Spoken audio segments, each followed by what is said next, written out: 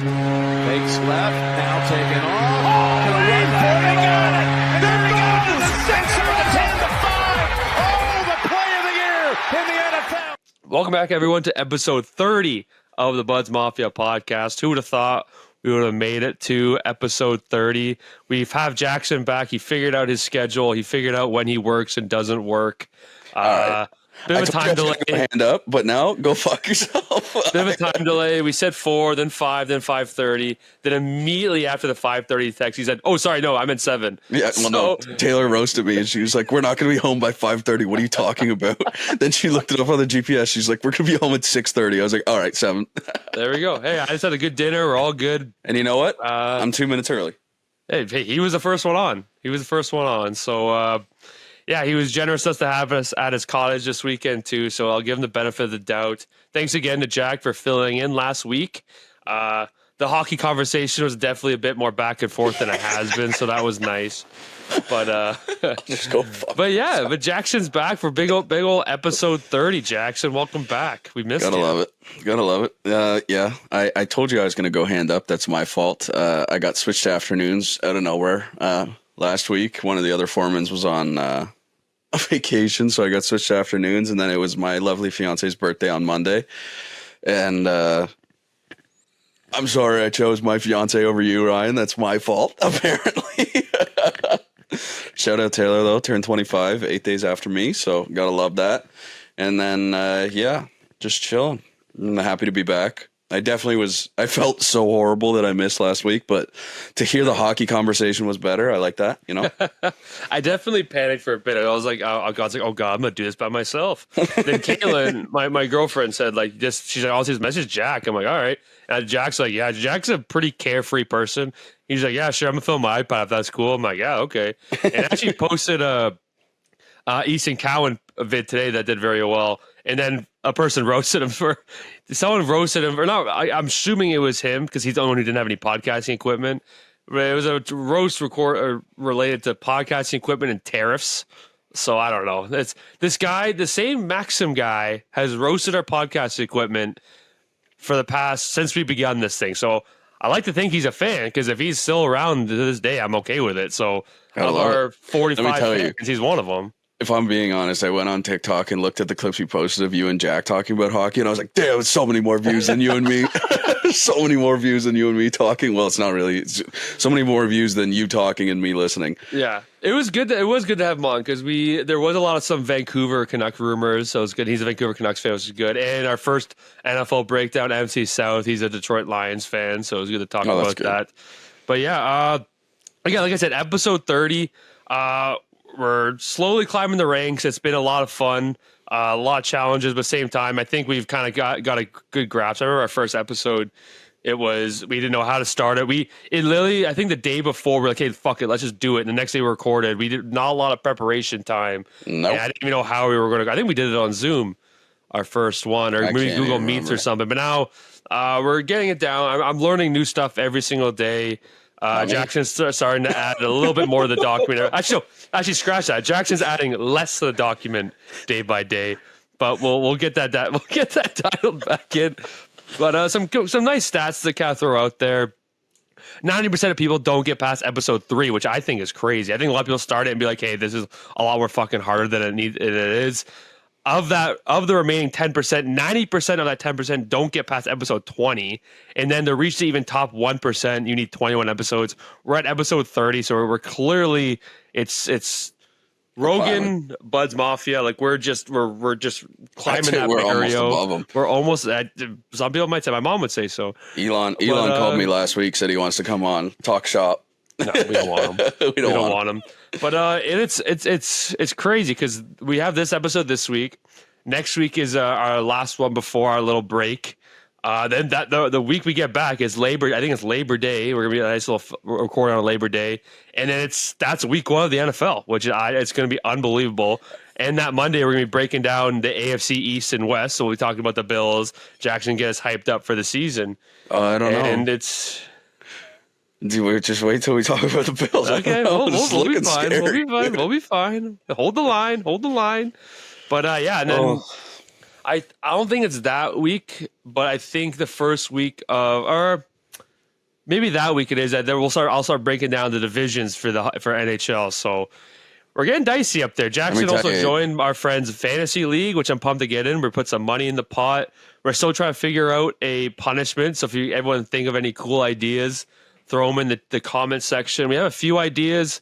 One I really liked, and it's you have to street perform outside of Rogers Arena for the Blue Jays game, and you have to make enough money from your street performance to go watch that game where all of us will be in the game, which I think is really funny. I think that'd be awesome.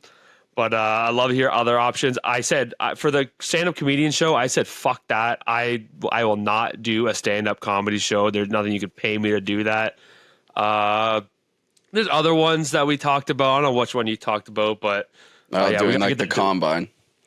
The combine's funny because I think we have some definite athletes in our friend group that could definitely combine's do some so tough though. Like, so the way that I've done it before is that you just get the person to film it, but then you have to like adjust the bench press for sure. And also there was one year, I can't remember who it was. I was doing it and someone hurt their knee doing the 40. So we kind of kiboshed it for the next year. So I don't know. I also was thinking like play a round of golf with your wrong hand, like your not dominant hand. That's not very like punishment though. There's another idea I thought of, and it's because the season ends, obviously in February, Super Bowl and everything like that, at least week 18. I like the Super Bowl bitch one where I hate that. You don't like that? No, because if I come in last, there's no way I'm going to get up during a football game and get someone a beer. Well, that's the whole point. It's the punishment. You'd rather do that over like a stand-up comedy show or something like that? I'd rather stand on stage and hear no one laugh for 5 minutes. That's cap. That's cap. That's not There's cap. No way. That's not cap. You have no idea. It doesn't even matter. I mean, it would have to be a horrid Super Bowl of teams I hated. For me, if it was the Bills and you had to do that, like I would purposely, or Nick would try and purposely at the worst, like it'd be like 3rd and goal in the Bills, and you'd be like, Jackson, go get me a beer. That's what he would do to you. I would buy a mini fridge wherever we're going, and I would keep it beside me, and then I would open it up and toss someone a beer. Yeah, I agree with that. Yeah, so we'll get that dialed in again. Let us know in the comments what you think of some cool ideas. It's also the whole point of like last year we tried to throw out a punishment, but it was too late, and I think Ethan didn't want to do it, or I think he agreed to it, but we didn't really commit to it.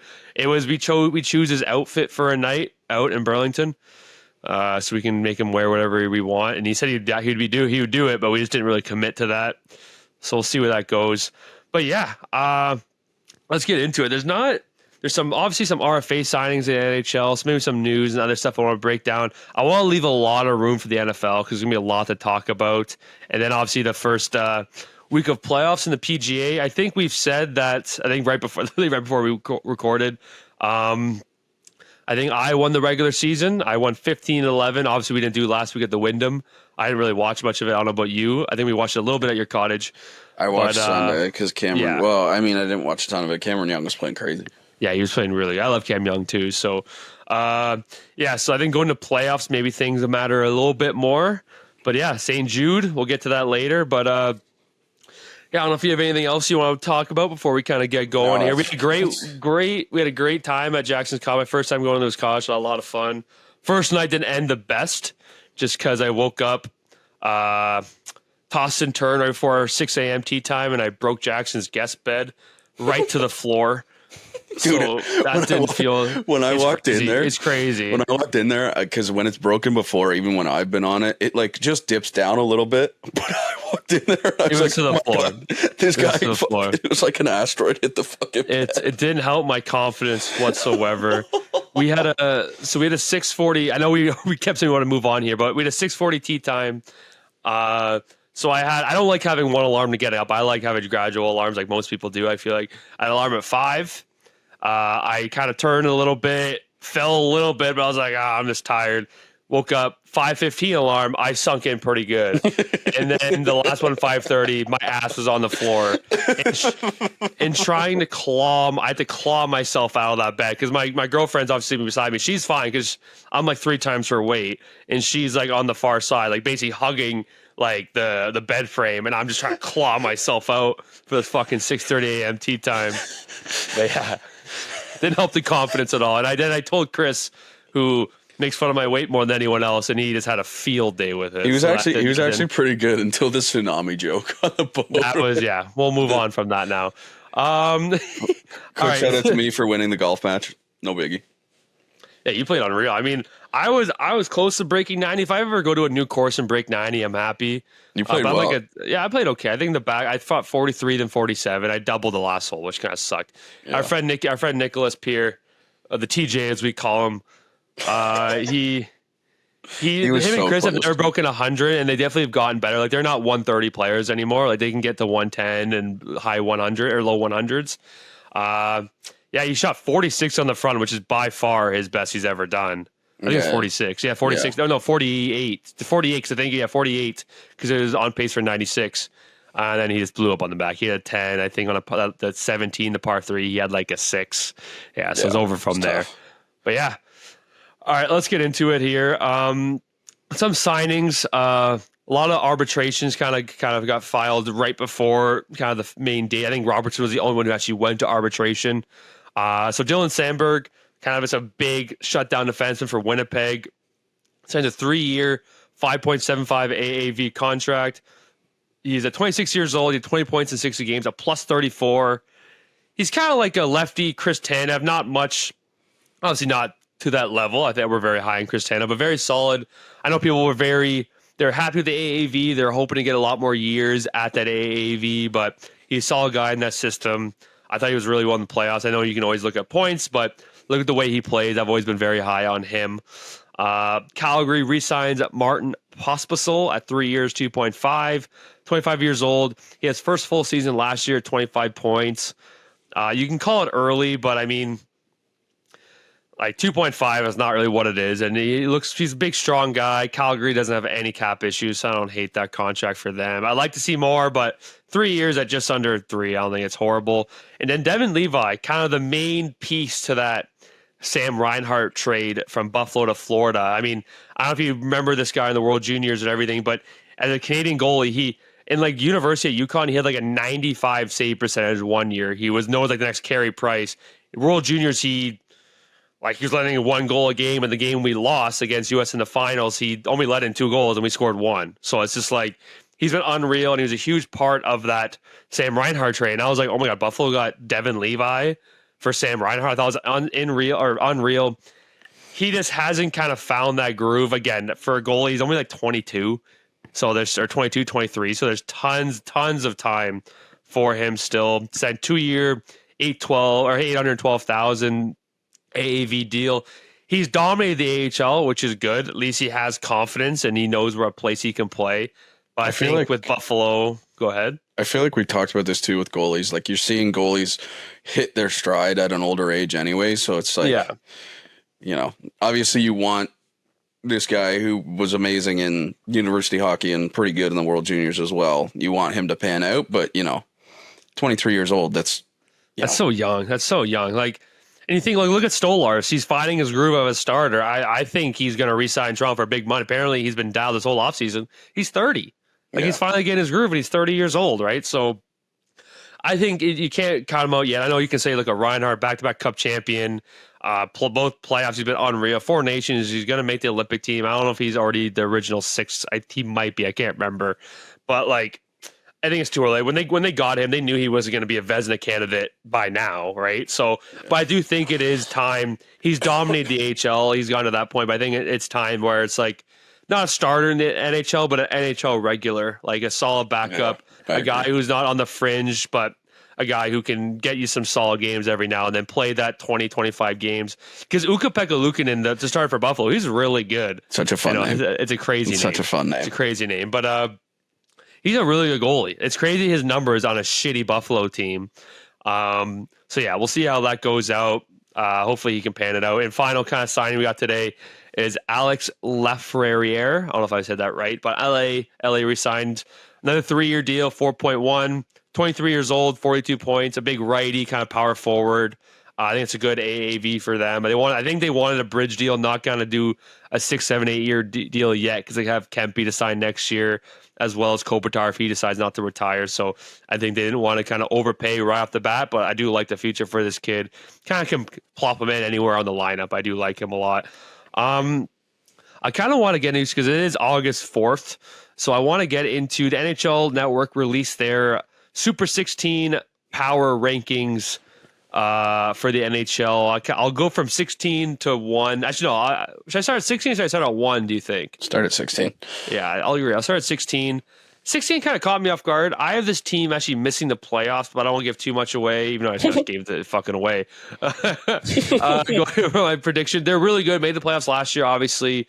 I got some young studs, but I'm not sure. I like another team coming up in the West, but St. Louis Blues, they made the playoffs of a late push. They didn't have Holloway going into the playoffs, who had a phenomenal year for them. So, trust me, are they shooing the nut? Excuse me, like they missed the playoffs? No, but I like another team. But if Bennington can play like he did in the Four Nations and kind of the second half of that season, they're definitely still a playoff contending team. 15 is Montreal. No surprise here. I mean, they were like the last team in the East to make the playoffs. Definitely got better. I'm still intrigued to see kind of how that affects Lane Hudson's game, kind of how it affects the power play. But you can't sit here and argue that they didn't get better. They clearly got better. And in a full season of Demidov, which we talked about, I think he's going to be called a favorite and pushing for 60-plus points. I'd be shocked if he doesn't get at least 50 points. 14 Ottawa. No surprise here. They didn't make a ton of splashes. Obviously, they re-signed Zetterlund. They brought in right-handed defenseman Jordan Spence, which I think they've been weak on that right side. They brought in veteran center Lars Eller, so I definitely like them. And a full season of Dylan Cousins, who I definitely think as of now they've won that trade for Josh Norris. Obviously, it's early, but we saw what Dylan Cousins did against Toronto. I really liked him. So I don't mind 14 for Ottawa. 13 Minnesota. I love Minnesota. I think every podcast we have Minnesota. Obviously, Kirill Kaprizov. To me, he is my MVP favorite. If he was healthy last year, he was going to win it. You have Zeev Buium, who the 19-year-old defenseman who's won like 2 national titles, 2 Olympic gold. I think he won a world championship gold. Like kid just fucking wins. He didn't play the best in the playoffs, but why? What the fuck's so funny? This kid just fucking wins. I just like your intensity when you talk. He's a dub. I don't have a problem. All right, let's fucking take it down. All right, I'm just trying to add into the conversation. I'm not allowed to laugh. I didn't say anything for the first fucking 10 minutes. I'm trying to help. That's facts. All right. Yeah, the kid fucking wins. He didn't play the best in the playoffs, but 19-year-old heads into Vegas away game for the playoffs. Like, what the fuck do you expect? So I like Minnesota. They can stay healthy. And they can figure out this Marco Rossi situation. I think they can figure it out. They still need a number 1 center. Like, I love Rossi. I love Joel Eriksson Ek, but they're both... Joel Eriksson Ek can definitely be a number 2 center on a cup-winning team. I don't think Marco Rossi can be a number 2 center on a cup-winning team. You know, me and Jack talked about this. He has tons of skill, but he's like 5'9", 170. Like, I think he is a above average third line center, can really help that depth. But I just don't think he has it in the top 6. But I'm excited to see what Minnesota does this year. 12 LA, not a ton of moves. Obviously brought in Corey Perry, Brian Dumoulin. I think they're shooing for the playoffs again. Likely to play the Edmonton Oilers and likely to get smacked again. But LA, we'll see what they can do. Especially check out for Andrew. If you have hockey fantasy, definitely check out Adrian Kempe. I mean, he's a free agent after the end of this year. 40 goal guy, not a ton, like doesn't get a ton of assists. Like his career has like 70 points total, but I mean, we see what these star players have done in their contract year. I'm thinking he'll be pushing 80, 90 points, potentially maybe in 50 goal season. We'll see. Here we go. We'll see. We'll see. Number 11, we got New Jersey Devils. I feel so bad for this team. Like, they have such a loaded roster every year, and then injuries just kind of fuck them. Like, Jack Hughes, one of the best talents in the league, always gets hurt at the worst times. Obviously, they got their centerpiece with Jacob Markstrom in net. They actually had some surprising games with Carolina. I thought Carolina was going to sweep them last year in the playoffs. I think it went to 6, maybe. I think maybe it went to 5, but it was definitely close. They locked up Jake Allen, a top backup in this league, at a crazy 5-year, $9 million deal for it's like 1.5 a year. So good for them. I think it's a healthy, definitely definitely a favorite in the Metro, but I don't hate them being at 11.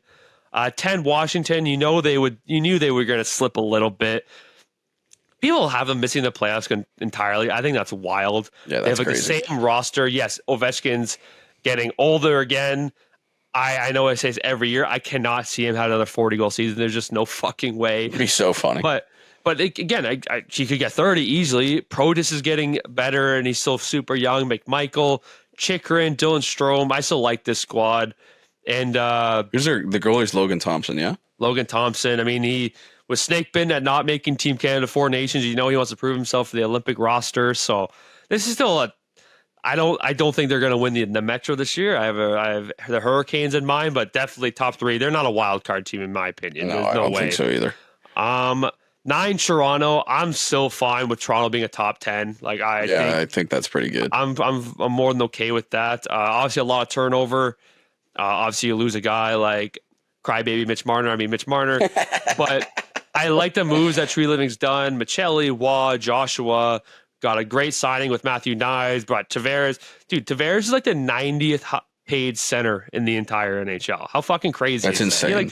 He had like 40 goals last year. That's insane. But he wants to win, and that's what we're going to do. And I think, again, it's all Leafs Twitter, Leafs news, but I heard Anthony Storrs, like I said, has been absolutely dialed this offseason. He's a coach for everything you can imagine having a coach for. Contract year, I would love to bring him back. Obviously, I know Joey Wall has been kind of our guy for the future, but Joseph Wall we have for 4 more years. So, I mean, I know you can bring up the whole Boston Bruins thing when they had Swayman and Allmark, 2 goalies, but I think if you play it well, it always can be a good thing. So yeah, I don't think they'd ever play it like Boston played it, but to have, I mean, it's tough because you're going to end up having to pay Stolarz, but like I don't think it'll be that much. Like I'd pay him $5-6 million easily. I don't think he'll demand 8, 9, 10. There's no way. And with the way the cap's going, I think it's trending in the right direction. And I think having 2 pretty rock solid, like you can kind of interchange them. I think what we saw with Swayman and Allmark was kind of not a one-off thing, but I think you're only going to see certain teams be willing to do that. And then when push came to shove, they just stick with fucking for sure. And like 100%. And like with Boston, they would lose a game and the other guy would play great and they would switch. Yeah. Like Berube, he was like, hey, end of the season, Stolarz is clearly our better goalie. Obviously, he won the first 3 games. It's Ottawa.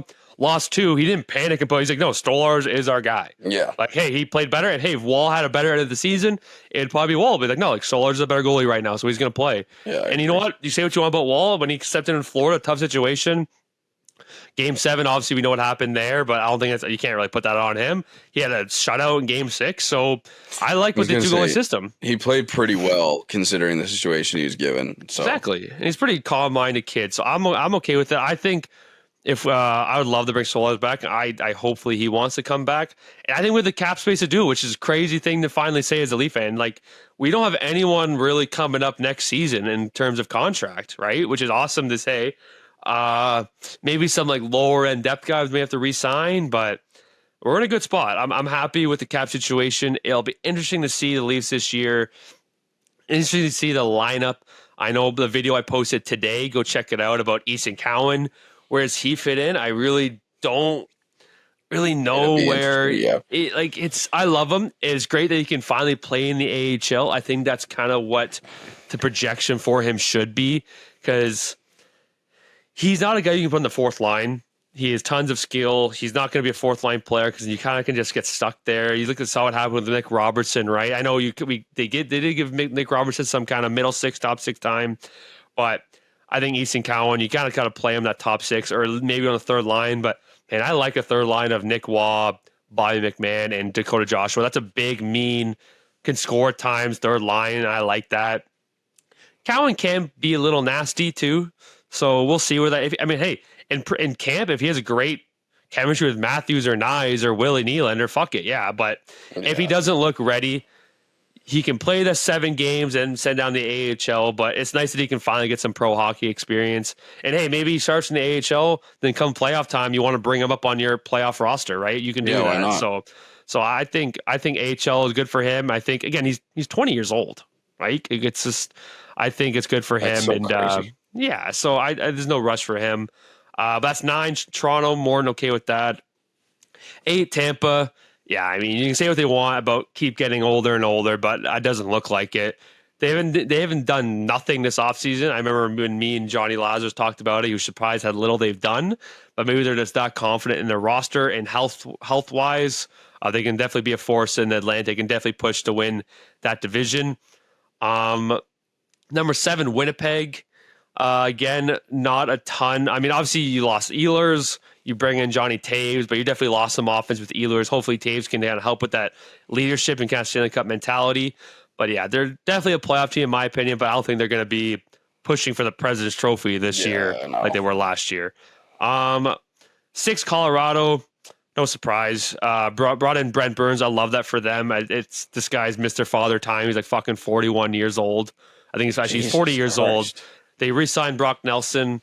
They're going to have to figure out their depth, but the firepower on this team. Like, again, they were a goal away from beating Dallas. They had Dallas dead to right, but Mikko Rantanen didn't put on the show. Yeah, that was ridiculous. And who knows, if Colorado beat Dallas, I mean, I think they would have beat Winnipeg too. Yeah. And you never know against Edmonton, right? So Colorado's still a favorite in my opinion. A full season of, what's the goalie's name? Blackwood. Yeah. He had a great season. So, again, it's going to be Cale Makar's going to be pushing for another Norris and McKinnon another MVP. I wouldn't be surprised there. 5, Carolina, no surprise. I think they are locked and loaded for a Stanley Cup. I like this team. Bringing in Nikolai Ehlers, a full season of Stankoven, who have really fit well that roster. Keandre Miller, you're going to have Scott Morrow. Obviously, you lost Orlov and Brent Burns, but you have a full season of Nikishin, full season of Scott Morrow, a top prospect, and Keandre Miller. They're my favorite to win the Metro, so I definitely like Carolina. For Edmonton, again, like they added forwards like Mangiapane and David Tomasic. I don't know who the hell that is. And they brought in Isaac Howard, the Hobie Baker winner, and Curtis Lazar. Obviously, they lost a ton of guys like Jeff Skinner, Corey Perry, which Corey Perry definitely hurts the most in my opinion. Yeah. Connor Brown, Evander Kane, but and obviously McDavid's kind of future is in question. But yeah, you want to say like a final, you're not falling out of the top 5. No. So Edmonton's still a favorite in the West in my opinion. 3, Dallas. Yeah, I mean this team's a wagon. I thought Edmonton was in trouble, but Edmonton kind of beat. Even though it was in 6 games, I think it was in 5 games. Yeah, that caught me off guard. But Dallas on paper is one of the best teams in the league, so they're still going to be pushing for it. Obviously, there's some moves that are going to have to be made. Still interested to see what happens with the Jason Robertson situation, but we'll see. 2, Vegas. Fuck off. Moving on. Then they look really good. Like it's obviously they got Marner. Obviously, losing Pietrangelo for the season kind of sucks, but they're still a great team. And they're always a push to make a team at the last or a move at the last minute. Then number 1, no surprise, Florida. The only guy they left or lost was Nate Schmidt. Oh yeah, and they brought in Jeff Petrie. So Nate Schmidt, fucking Joe from accounting. Yeah, his big fucking thing he did was get absolutely leveled by fucking Max Domi. Oh my god, yeah, get popped. And then obviously they brought in Jeff Petrie. So I don't need to go much more to Florida. They're fucking wagon. Moving on. A few more deals here, a few more things to talk about here. Nicholas Backstrom retiring. I felt bad for this guy after he kind of similar situation to Landeskog. Gave it his all in the Stanley Cup Finals when they won, emotional win. Then his health just couldn't get back to it. He was almost He was like, I always talk about like Kopitar had a very underrated career. Yeah. This guy did too. Second year at 100 points. Like he was just Ovechkin's right hand man, one of the sickest passers of the puck I've ever seen. If you ever want to, someone tweeted, what's Backstrom's like biggest moment in a Washington Capitals jersey? I'm not sure if you'll remember it, but in 2018 when they won the Cup in Game 5 in Vegas, he made the sickest saucer pass I've ever seen across ice to Ovechkin, and I was like, that's just cherry on top right there. So congrats to him. He's signing with his Swedish team. I think it's Brynäs in Sweden. I'm not sure, but good congrats to him. Some more McDavid news. I'm hearing that their conversations are kind of ongoing or expected to start soon. I'm hearing it could be like a 4 times 17.5 deal. Jesus Christ. Which, hey, he is one of the best players in the world. He is the best player. Yeah. And if you think about it, apparently that math works out to where it's like his cap percentage is the same as when he first signed his last deal, an 8x12 deal. So, yes, but fuck, man, I know the cap's going up, but still, it's hard to win like that with that type of money. And especially with the amount of guys you've already lost, like, and the fact that you're already up against the cap, like you're losing that much cap space. Again, is it worth it? Yes. Like it's a no brainer. Give him whatever he wants, but it's just definitely like worth it. But fuck, man, it's tough. For the money like that, you want term to be a little bit longer. But yeah, I agree. But again, he's worth it. He's he's the best player of his generation. I've said multiple times, I think he's the best hockey player to ever live. Like, like evolution and stuff like that. Yes, same thing. Yeah. Oh, there's like, we have a lot of baseball friends who say like Shohei Ohtani is the best baseball player of all time. It's kind of hard not to say that, right? So in terms of just best on best, you need one player to win you. I'll always go say McDavid, but he'll get his ring. Is it Edmonton? I don't know, but we'll see. Toronto. We'll see. Finally, apparently the conversation of Connor Bedard's contract has been brought up a ton. He has obviously his last year of an entry-level deal. He's eligible to sign his extension now. I think no matter what, Chicago has to sign him to this 8-year deal while the 8 years is still in this current CBA. Yeah. Yes. Has he kind of had his Sidney Crosby, McDavid, 100-point in his second season? No. I think this kid's still going to be a fucking animal. Like, his team is so dog shit. And, like, you can say, like, oh, Celebrini had a great first year. I mean, Bedard still had a great... He's had... I think he had 65 points his first year, then, like, 67 his second year. On, again, a horrible team. 61 points and 67 last year. Yes, he's like a minus 40, but, again, that team is horrendous. Again, look what happened to Seth Jones, who's a minus 30, and now he was the best defenseman on that team. That is so true. And, like, yes, I know he hasn't cracked 70 points yet. I think he's in store for like a 40-40 type year. I think, are they playoffs yet? God, no. But I think they got some more pieces. He's getting stronger. He's getting more adapted to the game. I don't think he's going to have a slow start. I can see a 40-40 game this season, or 40-40 season. Even though, again, it's early where the cap is going, I think if you get him for 8x12, I know that's wild, but the projection of this kid, he's the next McDavid. Like, that's what he's been known his entire life. I think if he's willing to accept, you're not getting him anything below a $10 million deal for 8 years. That's not going to happen. Just because the projection where the cap is going.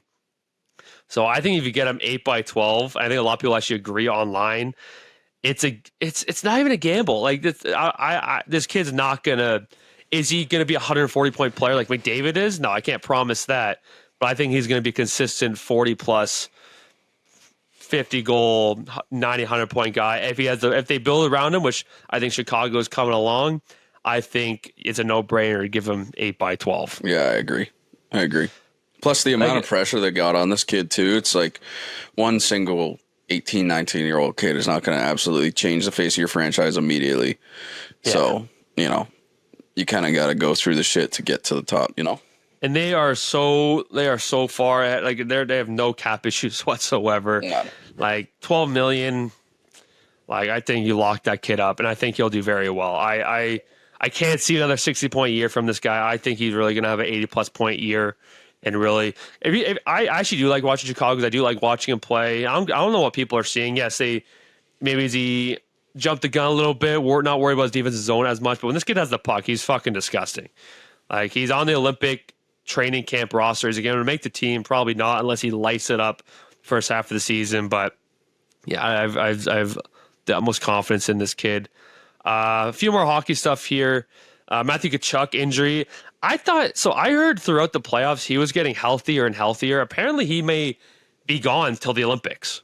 Jesus. I heard. And, like, apparently even after the Olympics, if it gets bad, he may be gone to the playoffs. Good. Like, I didn't know it was that bad. Like, I thought I heard he was getting healthier and healthier during the playoffs because he was in that final against Edmonton. He was looking good. Like, he during Tampa, we were dogging him a ton because he's not always known as the best skater. But I thought against Edmonton, he was looking fucking good. Yeah. And say what you want about him. He was just named the edge. He tore his adductor off of the bone. Off the bone, and he had something. He had like something in his knee as well. So he had two major injuries. Yeah, I mean, you got to think, considering what we saw in the Four Nations with him and his brother, you got to think that he obviously, yes, he's won the cup back-to-back 2 years, like an Olympic gold. 3 finals in a row. And Olympic gold would be a cherry on top. You got to think he'd be gunning for kind of rehabbing to be on that team. 100%. Like that's that. If he won the Olympics, if USA won the Olympic gold, this might be the best 4-year stretch of an NHL player like ever. Yeah, there's no individual awards for hardware wise. Yeah, I can see that. It's unbelievable. And hey, he was just named. I don't know if you saw the cover. He's on the cover of NHL 26. A big player of the NHL games, still am. Me and the boys, the London Silly Nannies, were in Division 1.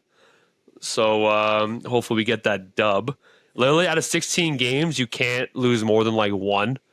It's very, very hard.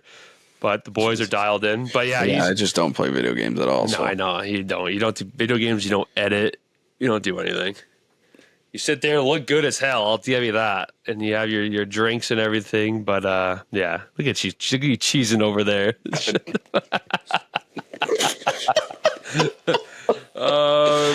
I'm ready to talk about the NFL, dog. I know. I'm wrapping it up here. I thought I said I would keep the hockey brief for at 40 minutes. I know. But the power rankings took a while, but I thought it was cool to talk about the power rankings. No, it was good to talk about it. It got me involved in the conversation. Yeah, it sure did. Yeah, you couldn't stop talking. Kachuk, I don't know if you saw he's on the cover, like I just said. A lot of people weren't.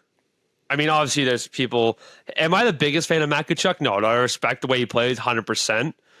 But obviously, people are like, because apparently he's now on the board of like health and nutrition for Trump or something. Oh, like, yeah, there's a bunch. DeChambeau is. I know Saquon denied it. I don't know. I don't care. Whatever. Like, he's a champion. We're not a political podcast. No, we're not. And people have said like most overrated player. I mean, look where that team went. They went from a first round exit, and they traded for this guy, and they went to 3 cup finals in a row, 1, 2, 4 nations. Like, I mean, it was like. You argue he's one of the most influential people in hockey, or definitely USA hockey, definitely right now, right? So, congrats to him. Say what you want about him. I respect the hell out of him. Also, still like 100-point player. Like, yeah, he's a hell of a player. Yeah. Finally, last thing of hockey, Leafs settle on 1 year, 1.8 for Robertson. I still think a trade is in the works. I know they're trying to trade Kampf and Yarncroke because they'll free up like $3.54 million, which is awesome. I can still see a trade for Robertson. I know Dubas is a big fan of him going back to Pittsburgh, so we'll see. But yeah, I didn't write it down, but I thought of a quick question for you to wrap up hockey. Oh, fuck. I thought I was getting away with it. Nah, you never get away with it. Who is the first player to ever get 50 goals in 50 games? Fuck me. Played for Montreal in like the 50s or whatever, 50s and 60s maybe. Roger Richard? Yeah! Let's go. Score one for the good guys. Line it up. The only reason I probably remember that, we watched a movie in French class in like grade 5, and it was about Rocket Richard's life. Yeah, that's Sean Avery's in that fucking movie. He's the guy in the Rangers who gets knocked out. Yeah, I don't remember the whole thing from the movie, but yeah. Oh boy, that's now we're going to the NFL. Now Jackson's juiced up. All right. I'm gonna sit back. Your turn. We'll go into it quick. I don't really give a fuck about the Browns. We kind of talked about it over the weekend though. Like, considering their QB situation with the 2 rookies, like, I think this goes back to what we talked about after the draft, just like the confusing nature of drafting Dylan Gabriel and then drafting Shedeur Sanders. Yeah. While also having Kenny Pickett, trading for Kenny Pickett, and then still having Joe Flacco. It was just, I don't know. I don't think it makes sense. And I think what makes the most sense that we talked about kind of on the weekend of I think Kenny Pickett probably starts week 1. Oh, really? You think so? Yeah, I think Pickett probably starts week 1. I think if they're going to drop someone, it'll probably be Flacco. And then you'll have probably Gabriel as his 2. And Shedeur is the 3. I mean, I could see a scenario where they keep Flacco, maybe get rid of Pickett or cut Pickett, and then have the 2 young kids behind Flacco. But seeing how that worked out in Baltimore, like obviously Flacco isn't the perennial starter in Cleveland, but like when Baltimore drafted Lamar, Flacco wasn't really interested in mentoring him. Yeah. So, I don't really know what the deal is, but I think you'll have Pickett starter week 1, and then it'll kind of be just a QB carousel throughout the season, depending on how the Browns do overall. Here, hold on a sec here. All right, so yeah, and then kind of bigger news. We'll get through some signings overall, but the bigger news is we got two pretty big players have requested trade. We got Micah Parsons trade request from the Cowboys. I read his entire kind of note. Basically, long story short, he went into last year or the year before, had talked about kind of, wanting to get a contract done. Cowboys said, we kind of want to wait. Overall, his agent was like, you know what, that might be good. The price is going to go up anyway. Some bigger names are going to get re-signed.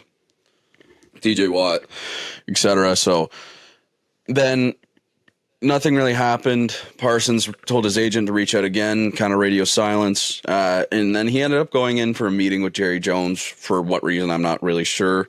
And kind of talked about contract a little bit. But super informal, according to Parsons, and from his standpoint as a player. His agent wasn't in the room.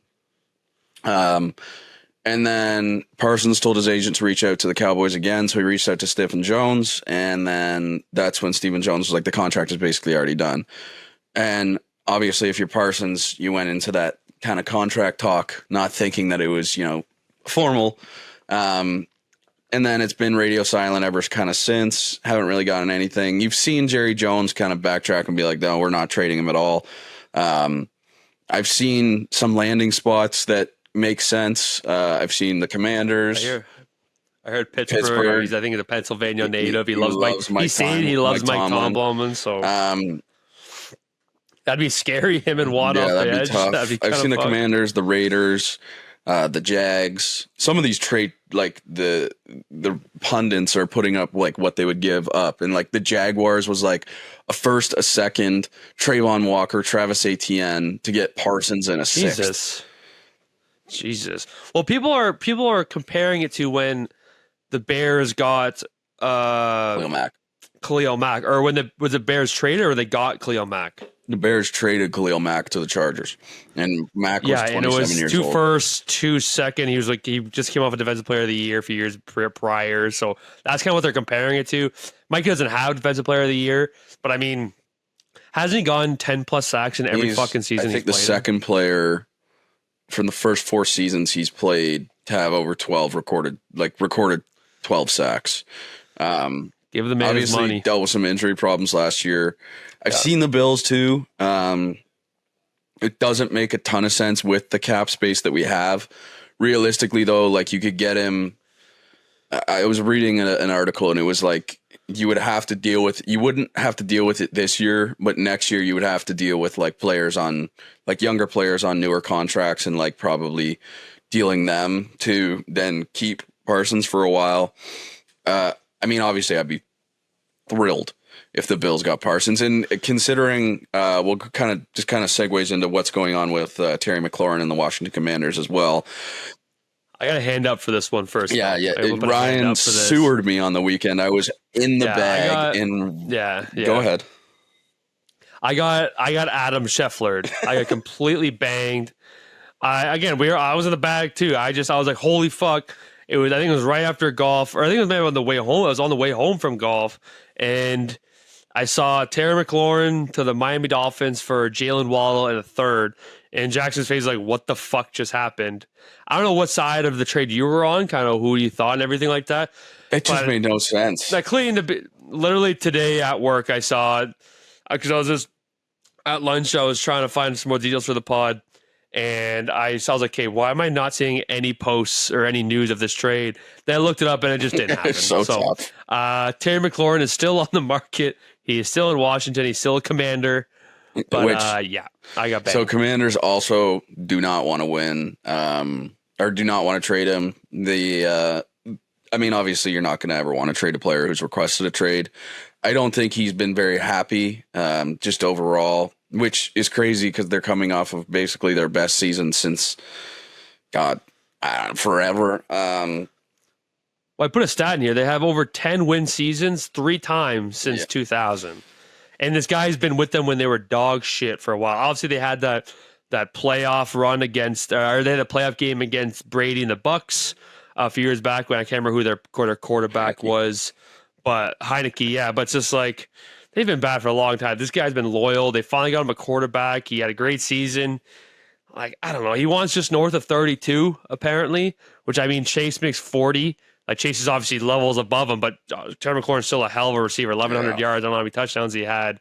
I think pay him for loyalty and everything like that. I don't know what you think. Hey, so this is why I was saying it's a good segue, because the Bills are struggling on the injury front right now. It is quite ridiculous. Just today, Khalil Shakir is going to miss 4 to 5 weeks with a high ankle sprain. That's tough. Curtis Samuel also is missing time. Tyrell Shavers is missing time. Dalton Kincaid didn't practice due to knee soreness. Dawson Knox didn't practice due to knee soreness. The offense, yes, we've added a bunch of players. Josh Palmer's really good. Elijah Moore missed some time. Keon's been unbelievable in training camp, but kind of need to, keep the eyes on what's going on in their wide receiver room. We signed I believe he's a veteran wide receiver. I think he played last with the Eagles, Deion Kane. But the injury list is ridiculous. Getting Terry McLaurin would obviously be huge. At this point, I think I would rather an offensive kind of power. Obviously, I'd love Micah Parsons, but I'm pretty comfortable considering what we did this offseason with our draft, bringing in Joey Bosa.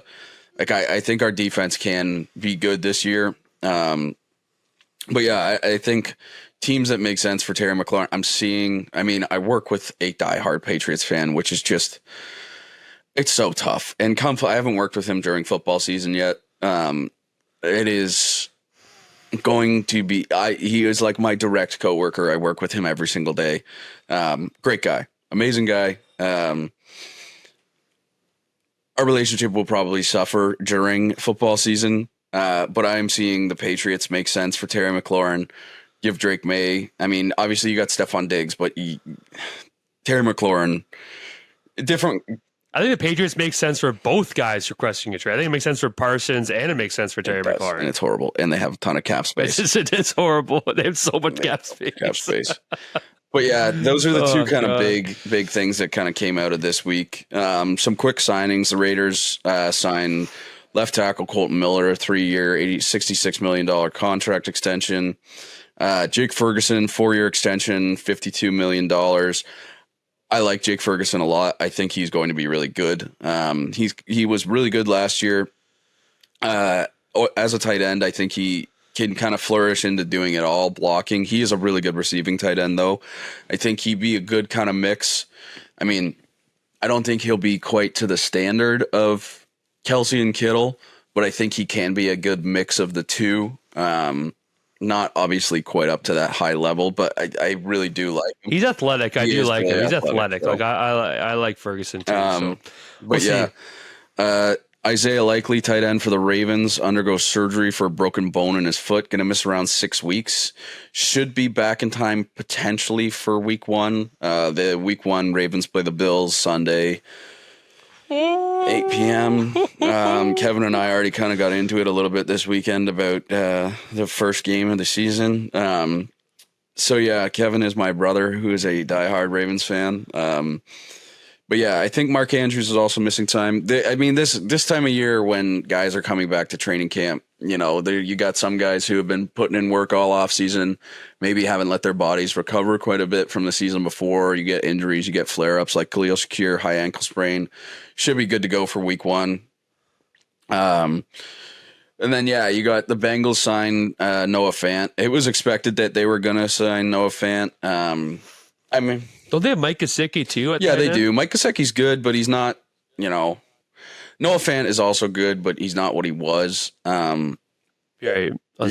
I think you're kind of adding him in there as well for the blocking aspect. Because there's... Right. Gesicki's pretty much just a receiving tight end, right? Like he blocks. Really, if you're a tight end in the NFL, you have to block. Yeah, you have to block. So, but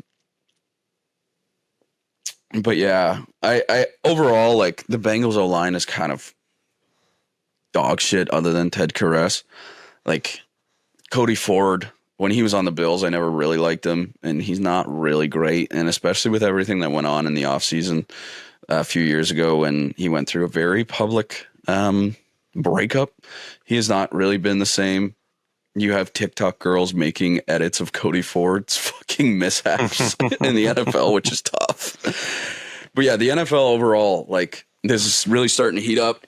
I'm pumped. I'm super pumped. Like the Bills, yeah, the injury list looks kind of horrid, but overall, I'm really excited for the year. All right, so jumping into the NFL Top 100, we missed last week. Just going to kind of rip through them because I want to get through.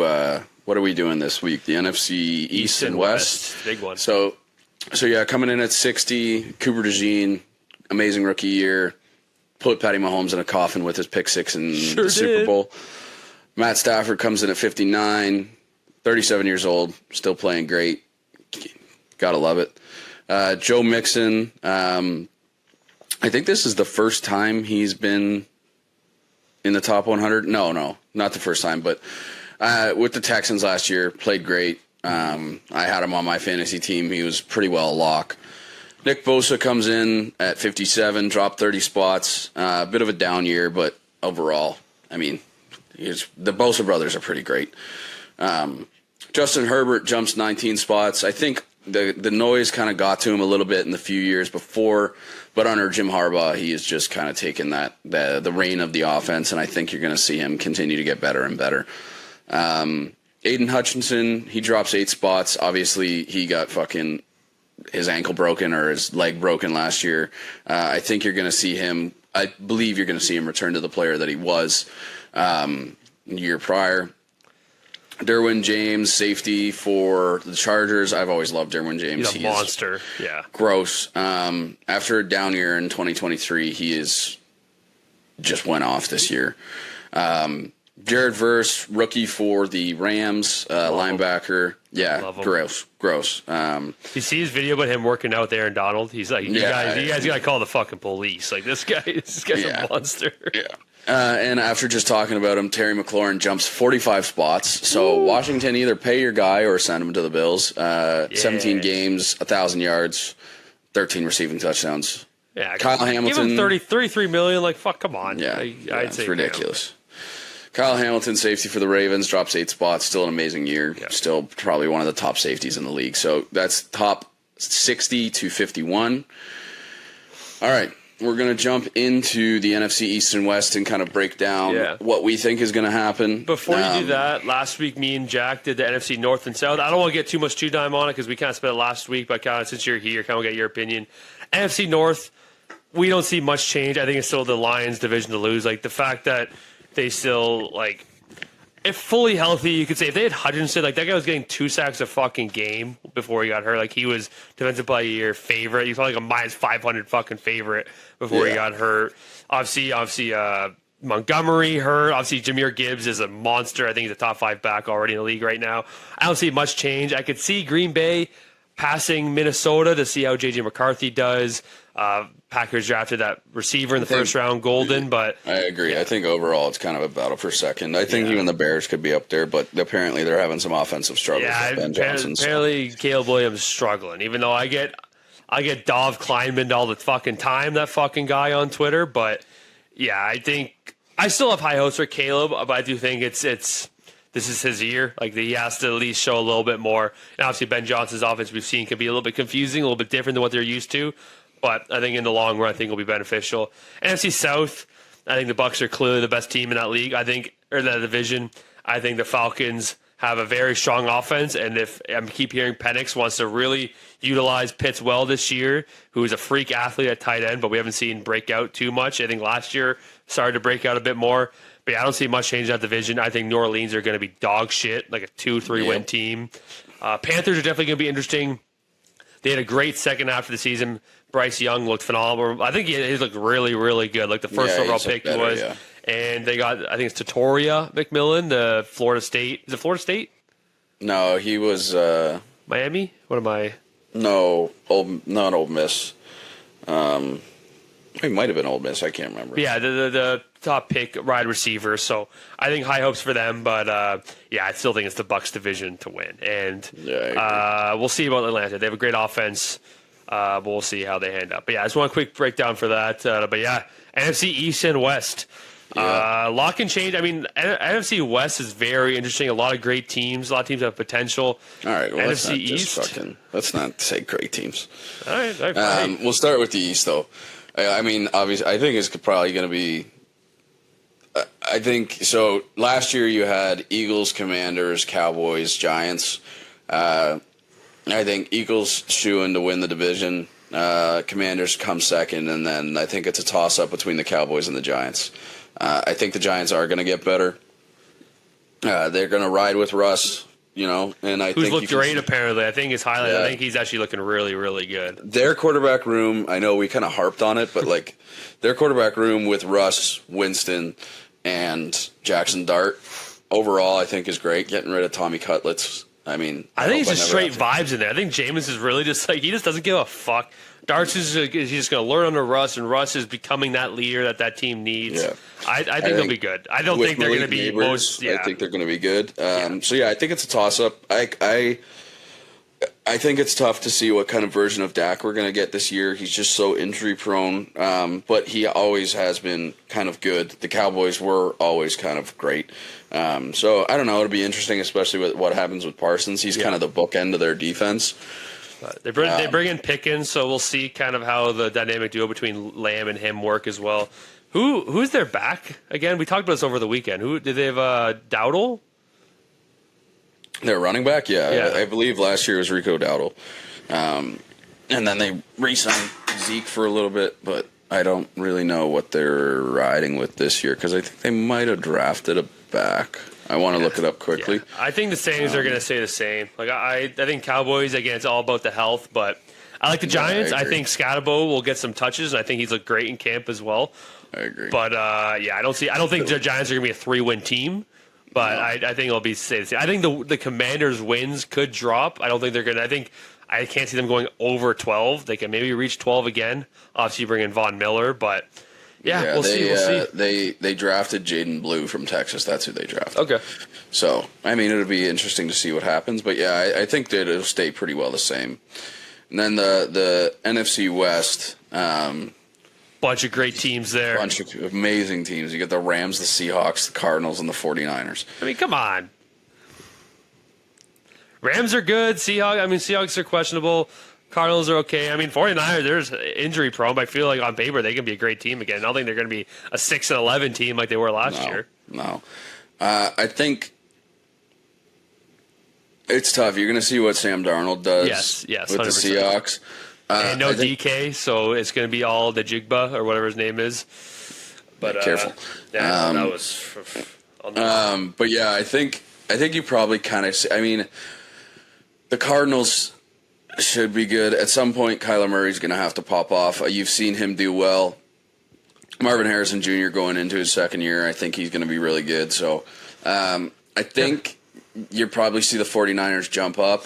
Their wide receiver room is in shambles, though. So I don't know. It'll be interesting. I don't have the 49ers. I don't have the 49ers winning. Apparently, no. Yeah, apparently, what's his name? Ricky Purcell. Is it Purcell? What's the guy? Ricky so apparently, Purcell, he's been their best receiver at camp, which great for him. Everything has come up him, but if he's your number one receiver, that's not a high powered offense. You got rid of great for him, but I don't know. McCaffrey looks great, so I could see them being a wild card team. I don't think they're winning the division though. Yeah. I'm gonna go. I'm going to take a bet on Sam Darnold. I'm going to go Seahawks 1, win the division. I'll go Rams 2. Don't tell Chris that. I know, it's tough. I'll go Rams 2, 49ers 3, and Cardinals 4. Overall, I don't think the Cardinals, I don't know. McBride, we'll see. If Marvin can have that, a 1,200-yard season, but I don't know. Apparently, Will Johnson, the quarterback from Michigan who they drafted, is looking really, really good in camp. So we'll see how that does, but I do like the three teams above them. I would have their records around the same, 10 and 7. I don't see 11, 12-win teams in this division. No, I don't either. So, the Rams, I think the Rams will be good because they got Puka, Kyron Williams. The Rams could probably break into that 12. Out of all of these teams, they could break into that 11, 12-win season, but... Yeah, I totally forgot Seattle has Cooper Kupp, too. Completely forgot about that. That's just such a weird sight. It is very weird. So, but I don't know. We'll I think it's those two teams kind of duking it out for the top. But other than that, go Bills. Yeah. Well, next pay fucking James Cook. Yeah, stand on business. Next week we got the AFC North and South. The Bengals are getting roasted. Oh yeah. Like I said, just because I love your Bengals rants. You weren't here last week when the Shamar Stewart signing went off, but so they finally got him, the last first round pick to sign. Let me tell you, first practice. Apparently, straight passes deflected. Apparently, he had looked horrible. Oh, really? Oh, did you? Okay, I could have gone Dov Kleinman again, so I don't know. I was gonna say, I saw some footage where he looked pretty good, but like I heard he looked gassed. I heard he kind of got gassed out at times, obviously. which makes sense. But did you hear what the owner had to say about him, about the whole prison thing and everything? You didn't hear about that? Oh my god! So by the way, I don't know if you know what the Bengals owner looks like. Just look up. He's just old looking 80-year-old bald guy. Like, who looks like he's on his last days. He looks like Jerry Jones. He looks like another version of Jerry Jones. And he said, like, this fucking guy. Oh, you're talking about young, spry Jerry Jones? He's like, this guy goes to prison. Like, I don't have to pay him. It's like, okay, well, sure. Oh, all right. Like, it's like, that's okay. Good. Next week, AFC North and South. Like I said, next week's our last one before I go a little 2-week break. I'm going to Portugal, which I'm very excited for. Then a week we're back, or we'll be recording on Labor Day, which we'll talk about the AFC East and West. Yeah, it's going to be tough because so you get back from vacation. Yeah. And I take my week's vacation. Yeah. And my buddy from BC is coming back, so I took a week's vacation. So I'm going to be recording at the cottage. That's all right. A little lake in the background. Might be on the boat. You never know. I love that. I'm so excited. When I land from these vacations, I usually land and have to work the next day. I land Friday, 1:00 in the afternoon. Had the long weekend. I'm pumped. I'm excited. That's huge. I have a big old August. I got my birthday on Friday. I got my brother's wedding on Saturday, which I just got. That's huge. I just got my tux. I tried it on today. It looks good. I've never worn a tux before. By the way, it's a sight to see. Your boy is a sweaty guy, and that thing is going to be hot on Saturday. A full 3-piece suit? Are you kidding me? I was dying just sitting in my room trying it on. So it's going to be hot. Finished my speech. My dad did a little read over. He loves it. So, yeah. That's good. Big week for August for your boy. I'm excited. You're going to film, because next week you're afternoons, correct? Yeah. So next Sunday when we record, I'm going to be banged up. I will be banged up. I'll take the lead on it. I'm not. All those notes you're gonna write. I've had a rough few weekends. That's all right. I need to. I'm gonna probably. I say I'm gonna do nothing next weekend, but I'm probably gonna do something. I don't know what it is. Yeah, I kind of got. I've been not sewered, but I spent 3 weeks on afternoons, which let me tell you, yeah, it sucks. I really love the afternoon shift, but. I don't think I could ever work straight afternoons. No. I really, the only time I spent with Taylor was like literally the last 3 days. And nice. It was very nice, but I'm looking forward to this week. So yeah. Also, we still have golf to talk about, but the quick thing with football. I don't know if I'm super excited for college football. Did you see the panel list looks unbelievable. Oh yeah, well, week 1 is in Ohio State, Texas. Yeah, but there's 1 week when the Ryder Cup happens. Well, you sent me this. Should I bring it up real quick? The greatest sports week of all time, arguably. Yeah, the Ryder Cup happens. I think the Ravens play the Chiefs. Let me bring this up. The Texans play someone, and then the college football slate is ridiculous. So I don't always look at my non-Buds accounts. I don't see always your messages. Oh, that's okay. My feelings are definitely not hurt. Couldn't care less. Right. Okay, so I'm gonna cry. That's fine. The September 27th to September 28th. That week is the last week of September. Ryder Cup weekend. We got LSU, Ole Miss, Ohio State, Washington, Alabama, Georgia, Oregon, Penn State, Minnesota Vikings versus Pittsburgh Steelers, Eagles, Bucks, Ravens, Chiefs, and Packers, Cowboys. Now there's like a baseball matchup that I couldn't care less. But yeah, that's a weekend. That's a weekend, I'll tell you. Yep. And then you know what happens a few days after that? NHL opening night, baby, October 7th. So that's a nice little stretch there. Ready to wrap up with a little golf here. First day of the playoffs. So like I said, I don't know if you want to do a round of applause for me. I won the regular season, 15-11, pretty handily. I don't think I was ever in jeopardy. I don't know. Did you have a lead at all this year? Week 2 or 3, I think. No, congrats. Long time ago. Congrats on winning golf this weekend. I didn't count this weekend. No, just our match. Oh, I don't give a fuck about that. Congrats. We're going to start tallying this. Oh, yeah, congrats. Sorry. Sorry, I forgot. Yeah, fuck off. We got the FedEx St. Jude Championship. Let's see here. Yeah, I mean... Who goes first? You can go first. Wonder who you're going to pick. No, I don't want it. Am I going first? Yeah. All right, Scotty. I don't give a shit. Give me Chef.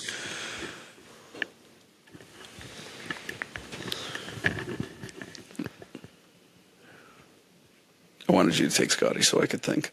By the way, if you don't pick this guy right now, I'm picking him. I think you know exactly who I'm talking about. If you take I Mr. Consistency, I promise you. So you better pick him one. I'm going to take him. You're going to fuck me, and I hate that. I'm going to pick him. It's called mind games, brother. If you don't pick him. Yeah, but who you're playing mind games. Who are you going to take instead of him? I don't know. Like, it depends on who you pick. You're going to take fucking Xander or fucking... Yeah, give me Corey. I was going to fucking pick Corey Connors. You kidding me? I know. Take Xander, you bitch. Xander's, I don't think, in the field. Yes, he is. Oh, yeah, he is. Yeah, I'll take Xander. You're such a bitch.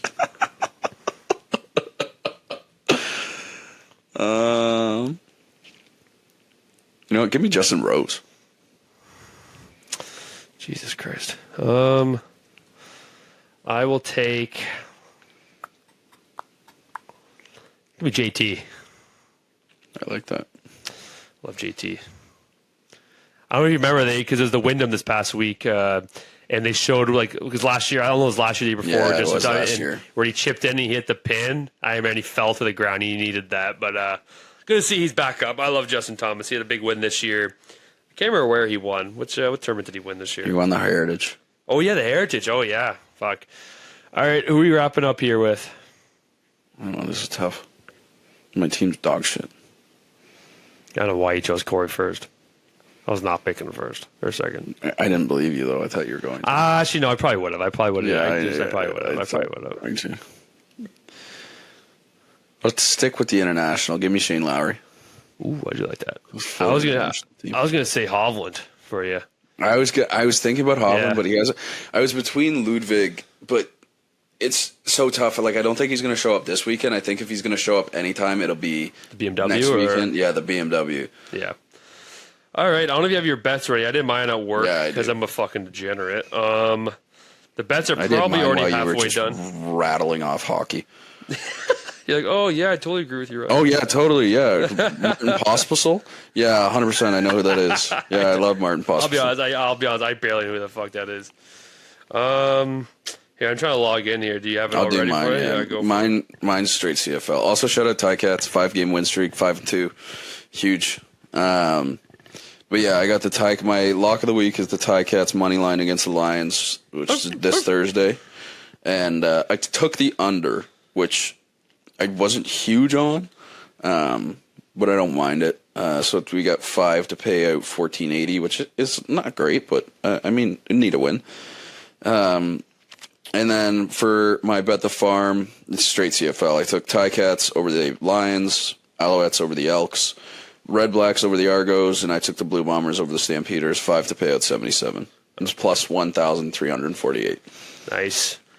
So my lock is I got the Red Hot Blue Jays. I know we're not a baseball podcast, but it's great seeing the Blue Jays. And you know what? I've actually watched some games. They're actually fun to watch. I'm not a big baseball guy, but they've been fun to watch this year, and it's good to see them. I think they're second in the entire league. They have 65 wins. Yeah. So I got Bo Bichette, 2 bases, Eric Lauer, under 4.5 strikeouts, and Vladdy Guerrero, 1+ run, $5 to win 30. And my 13-leg parlay, I got basically every favorite. I got the Marlins money line against the Astros, Tigers against the Twins, Giants over the Pirates, Phillies over the Orioles, the Mets over the Guardians, the Red Sox was already cashed in against the Royals, Brewers over the Braves, Cubs over the Reds, Yankees over the Rangers, Jays over the Rockies, Angels over the Rays, Padres over the Diamondbacks, and Dodgers over the Cardinals. And there we go, baby. Yeah, so our record right now is I'm 6-22. You are 7-21 for the lock of the week. In Bet the Farm, I am 1 for 24, and Jackson's 0 for 25. Yeah, I don't know if you have anything else here. This is a long one today. A lot of little technical issues, but we battled through a lot of energy on this podcast. Could have been the booze still from the last weekend, or the booze we're drinking right now. But episode 30. We'll keep grinding away. Hopefully, we'll see where we're at. Episode 60. But yeah, man, it's the season's around the corner, and I'm excited. I'm excited to have a full. Because when did we start this? We started this near Four Nations. So Four Nations was February. So I think we started right in the new year, kind of. We started basically right before I left Insight, which was like January. Yeah, January 27th was when I started my new job. Yeah, so it's exactly. So it's right before Four Nations, which was February. So yeah, man, I'm excited to see where we get to the new year, a full season. Yeah, so remember, a lot of crash outs from me. Yeah, I love it. Next week again will be a last one before our little break. And then when we get right back in, it's the grind time. We're gonna set up some more picks, kind of have week 1 predictions that day or that week, and we'll get things fucking going. Yeah, comment, like, subscribe. Go subscribe to our YouTube. Go follow and like and everything on Spotify. Go to Buds and Pucks and find all of our videos that we post and everything on Instagram, TikTok, and Twitter. Buds Mafia to the moon. I'll see you next time, Jackson, for episode 31. Cheers, brother. Fakes left, now taken off. Gonna run for it. Got it. There it goes. 6 for the 10 to 5. Oh, the play of the year in the